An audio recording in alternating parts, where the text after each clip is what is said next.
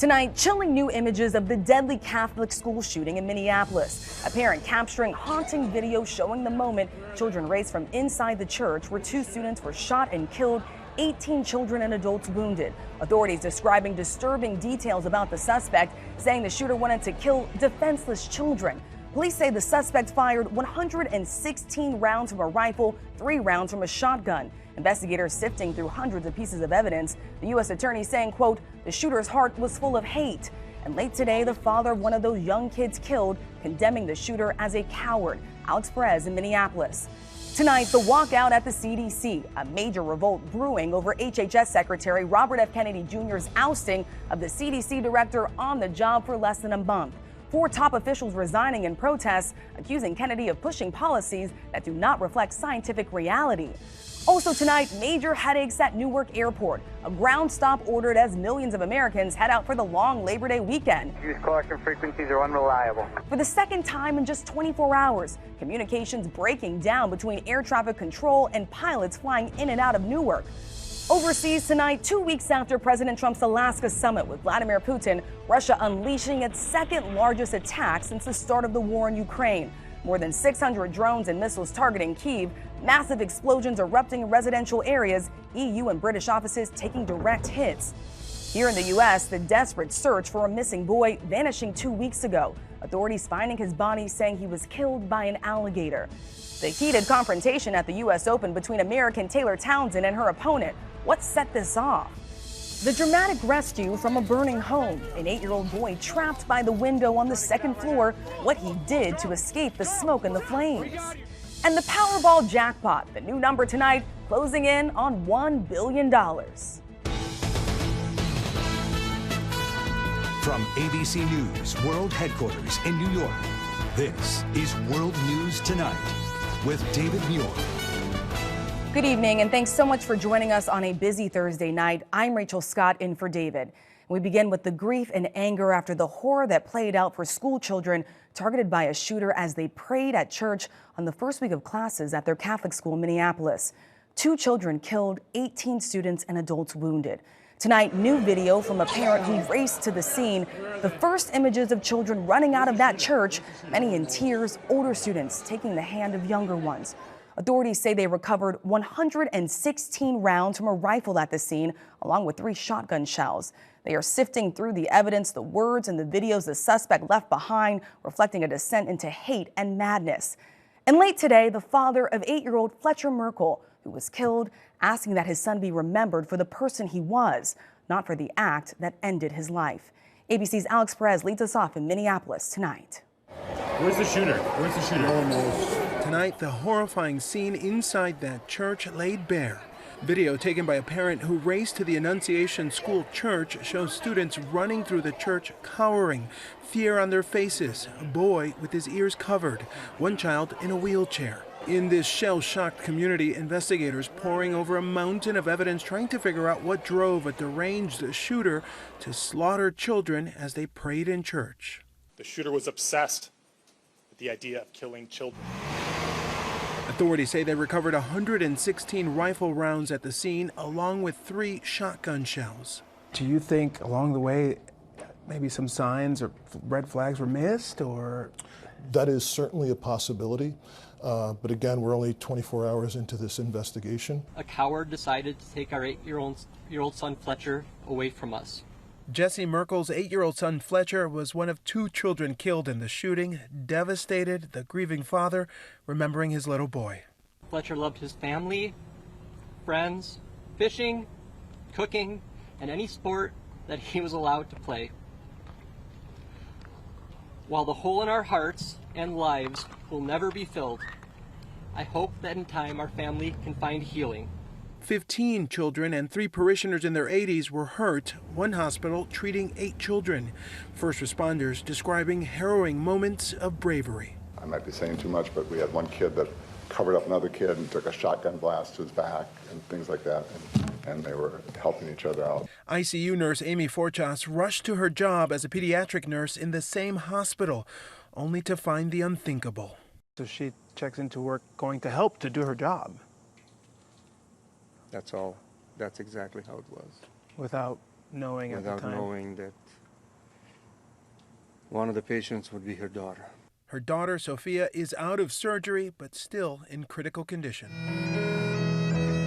Overnight, thousands came out for a vigil, a community forever linked by a shared grief from a senseless attack that has changed the course of so many lives. How is it that such a terrible tragedy could take place in a place that's the house of God and the gate of heaven? It's unthinkable. Authorities searching multiple residences connected to the shooter, finding a months-long descent into madness. A key piece of evidence, a YouTube video that was timed to be seen after the attack was carried out. The shooter expressed hate towards black people. The shooter expressed hate towards Mexican people. The shooter expressed hate towards Christian people. The shooter expressed hate towards Jewish people. In short, the shooter appeared to hate all of us. Another video showing the suspect taking a knife and stabbing an image of church pews, and a 4-page letter to the shooter's family warning them of the suspect's plan to kill. The shooter also expressed hatred of President Donald Trump. There appears to be only one group that the shooter didn't hate. One group of people who the shooter admired. The group were the school shooters and mass murderers that are notorious in this country. Robin Westman, seen in this yearbook photo obtained by our affiliate KSTP, attended the very school that they attacked. At age 17, they filed documents to change names from Robert to Robin. Those documents were signed by their mother, Mary Grace Westman, who also worked at the school, retiring in 2021. Authorities say the shooter had no criminal history and purchased the rifle, shotgun, and pistol legally. And Rachel, we just got word from the family of the other victim killed in all of this. That's 10-year-old Harper Moisky. The family writing in a statement, no family should ever have to endure this kind of pain. We urge our leaders and communities to take meaningful steps to address gun violence and the mental health crisis in this country. Rachel? Yeah, officials say there is no amount of evidence that can make sense of this unthinkable tragedy. All right, Alex Perez reporting on this tragedy for us. Alex, thank you. We turn now to the new fallout tonight after the White House announced the firing of CDC Director Susan Menarez only weeks into the job. Menarez is refusing to resign, saying only President Trump himself can fire her. 4 other top officials at the CDC have now resigned, and tonight a walkout protest at the health agency. Here's ABC's Mary Bruce. Tonight at the Centers for Disease Control, dozens of workers walking out. 4 top officials resigning in protest after Health Secretary Robert F. Kennedy Jr. ousted CDC Director Susan Menarez. We need our leaders above us to believe in CDC and stop saying question the experts. In his resignation letter, the director of the Immunization Office saying Secretary Kennedy treats the CDC as a tool to generate policies and materials that do not reflect scientific reality. Raise your right hand. Kennedy swore Menarez in as the new CDC director just last month. Susan is an expert in public health. Kennedy is a known vaccine skeptic. In her confirmation hearing, Menarez defending the scientific consensus. Vaccines absolutely save lives. And if I'm confirmed as a CDC director, I commit to making sure that we continue to prioritize vaccine availability. But she clashed with Kennedy, who has moved quickly to overhaul vaccine policy.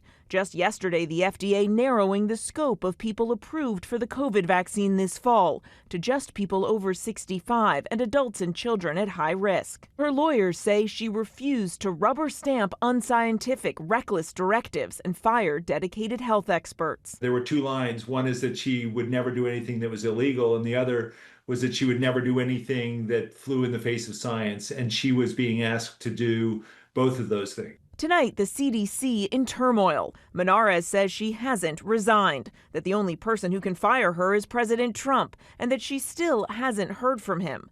But the White House insists the president has fired her because she is, quote, not aligned with his mission. There's a lot of trouble at CDC, and it's going to require getting rid of some people over the long term in order for us to change the institutional culture. And tonight, the White House naming a replacement to lead the CDC, tapping Kennedy's deputy, Jim O'Neill, to serve as interim director. He's been Kennedy's number 2 for the past 3 months and has said previously that he supports vaccines, but not government mandates. Rachel. Mary Bruce with this sudden shakeup at the CDC. All right, Mary, thank you. We do move on now to the other major news this Thursday night. There is new trouble at Newark Airport. Air traffic controllers and pilots unable to hear each other clearly, triggering a ground stop and then ongoing delays. All of this happening on what the FAA says is the busiest travel day ahead of the holiday weekend. ABC's Morgan Norwood is at Newark tonight. With more than 50,000 flights expected to take to the skies today, the busiest one for the holiday weekend, air traffic control issues forcing a ground stop at Newark Liberty International. Many incoming flights halted for nearly 2 hours as controllers and pilots struggled to hear each other on some radio frequencies. Is it the comm or the ILS frequencies that are unreliable? It's our comm. Same old here. Frequencies are no good. There's parts missing. I don't know. They come and go. The outage occurring at the Philadelphia facility that directs aircraft in and out of Newark. It's the second one in the past day. Betty Bunger telling me she's facing a 2-hour delay. You know, you can't get yourself upset. It's a holiday weekend. There's a lot of people, lots of crying babies. They're more unhappy than I am. That same Philadelphia facility plagued by staffing shortages and equipment failures for months. The disruption coming as the FAA expects a record-breaking weekend for air travel, the busiest in 15 years. More than 17 million travelers expected to pass through checkpoints today through Wednesday. And Rachel, the average delays here at Newark topping about 2 hours. The FAA also slashing flights by about 20% as it investigates what caused this communication issue. Rachel? A major headache for travelers. Right, Morgan, thank you. We turn overseas tonight, 2 weeks after President Trump hosted Vladimir Putin at the Alaska summit aimed at achieving a ceasefire. Russia pounded Ukraine with one of the fiercest assaults of the war. Here's ABC's chief international correspondent, James Longman. The death toll is rising tonight after one of the biggest Russian attacks on Ukraine since the start of the war. This is the moment a Russian missile slammed into a residential neighborhood in Kyiv. Seconds later, another hit. Apartment buildings turned into rubble and ash, seen in videos circulating online. More than 600 drones and missiles fired on multiple targets across the country. This cafe destroyed. Air raid sirens blaring for 11 hours. More than 20 people killed, including 4 children, a 2-year-old among them. This catastrophic attack comes less than 2 weeks after President Trump and Vladimir Putin met in Alaska in an effort to stop the war. But Putin apparently had a different kind of diplomacy in mind. Today, targeting critical buildings that house the European Union's mission in Ukraine, the British Council and other foreign embassies. Tonight, President Zelensky says this was not only a strike on Ukraine, but on Europe and President Trump as well. And Rachel, there are serious doubts tonight about whether that Putin-Zelensky meeting will happen anytime soon, let alone an end to this war. Rachel? All right, James, thank you. Back here now to the desperate search for a missing boy in New Orleans. He vanished 2 weeks ago. Authorities finding his body in a pond near his home. They say he was killed by an alligator. Here's ABC's Victor Oquendo. Tonight, authorities say a horrific alligator attack in New Orleans left a young child dead. 12-year-old Brian Vasquez, who vanished 2 weeks ago, was found by Cajun Navy searchers in an alligator-infested pond near his home. We will have hunters in that body of water eradicating these nuisance alligators. At least 2 alligators have been caught. Residents are frustrated. This should have been dredged a long time ago, and this should have been done a long time ago. Police say Vasquez is nonverbal. Tonight, the Cajun Navy says they're helping to identify the gator that took the little boy's life. Maybe, hopefully, too, one day this neighborhood can, take back this waterway. And Rachel, New Orleans police have launched an internal investigation over a delay in their initial response after that child went missing. Rachel? All right, Victor, thank you. Now to that heated confrontation after a second-round match at the U.S. Open here in New York. After Ostapenko lost to Taylor Townsend, the two exchanging sharp words. Townsend saying Ostapenko accusing her of having no class and no education. ABC's Matt Rivers has more. It was the U.S. Open play that sparked a tense showdown. American Taylor Townsend clipping the top of the net, then going on to clinch a win against Ostapenko of Latvia. Ostapenko telling Townsend to apologize for skimming the net, a lucky break, which, according to tennis etiquette, usually prompts a wave or gesture of apology.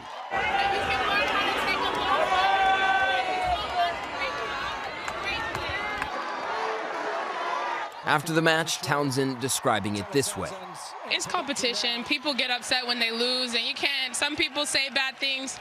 She told me I have no class, I have no education. Later, Townsend was asked if she thought there were racial undertones in Ostapenko's comments. I didn't take it in that way, but also, that has been a stigma in our community of, being non-educated and all the things when it's the furthest thing from the truth. And the thing that I'm the most proud of is that I let my racket talk. Rachel, Ostapenko says she's been accused of racism, responding on social media, saying in part, "I was never racist in my life and I respect all nations of people in the world. For me, it doesn't matter where you come from." Rachel? All right, Matt Rivers for us, thank you. When we come back, the salmonella outbreak across more than a dozen states, at least 95 people sickened. Actor George Clooney and the health issue forcing him to cancel public appearances. And the dramatic rescue from a burning home. An 8-year-old boy trapped by the window on the second floor. What he did to escape the smoke and flames. Tonight, an 8-year-old boy making a dramatic escape from a burning home in Asbury Park, New Jersey. Smoke and flames filling the house. The boy trapped upstairs, leaping from a second-floor window. 2 police officers and a neighbor catching him in their arms and then racing him to safety. And the CDC tonight warning about a salmonella outbreak linked to recalled eggs. At least 95 people getting sick in 14 states, 18 patients hospitalized. Country Eggs has now recalled cartons of large brown cage-free Sunshine Yolk eggs. They have sell-by dates of July 1st through September 16th. All right, when we come back, George Clooney canceling appearances, news about his health tonight, and the Powerball jackpot closing in on $1 billion. To the index now, actor George Clooney canceling appearances at the Venice Film Festival because of an illness. He's there to promote his new film, Jay Kelly. His spokesperson telling People magazine he's suffering a bad sinus infection and under doctor's orders to scale back his plans. But tonight, Clooney rallying, attending tonight's premiere with his wife, Amal Clooney. And the Powerball jackpot closing in on $1 billion. Saturday's drawing now worth $950 million, the 6th largest prize in the game's history. The cash option worth nearly $429 million. We wish you all good luck. When we come back, the grandma, her 16 grandchildren, and the surprise summer vacation you won't believe. And finally tonight, Adventures with Grandma, America Strong. Tonight, as families across the country are on their summer vacations together, an incredible surprise and gift to a beloved grandmother from her 16 grandchildren. For more than 2 decades now, Grandma Noreen has been taking each of her grandkids on a special one-on-one summer vacation when they finish the 8th grade, each choosing the spot.